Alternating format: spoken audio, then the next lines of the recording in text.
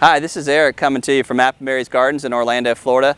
I'm here today with Jacoba, and if you're like a lot of folks, your pots look kind of like this after the end of a hard summer. So we're going to show you some tips and tricks on how to refill these and make them beautiful again. We always recommend firstly starting with good potting mix, and you can see that we use the Fafford brand and we feel like that's one of the best out there. And as Jacoba starts to plant the pot, we're going to have to refill this a little bit more. It's always recommended that you change your potting soil at least once a year. That's a good tip. We also have another secret weapon on our side. We use the Osmocote fertilizer, and you can see that. It's a little pelletized fertilizer that's slow release. So while she's pouring that in, I'm going to mix some of that into the soil actually to get that good and started as we put our plants in there.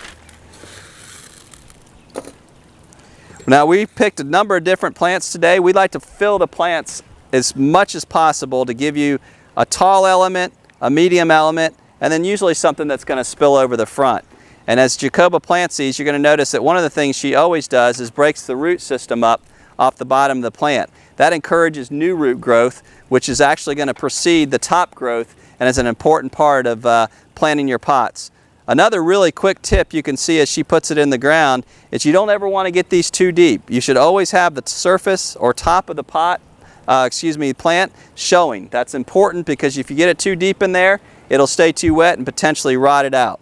It's always important with your pots to have 3 different levels. You want something tall, medium, and then maybe something trailing over the sides. That's key, because what that allows you to do is get a different height effect as well as colors.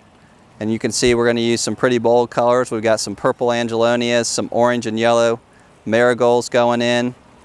In addition to that, we're going to also use some dwarf penta in the red, and we also have some pink or fuchsia colored vinca.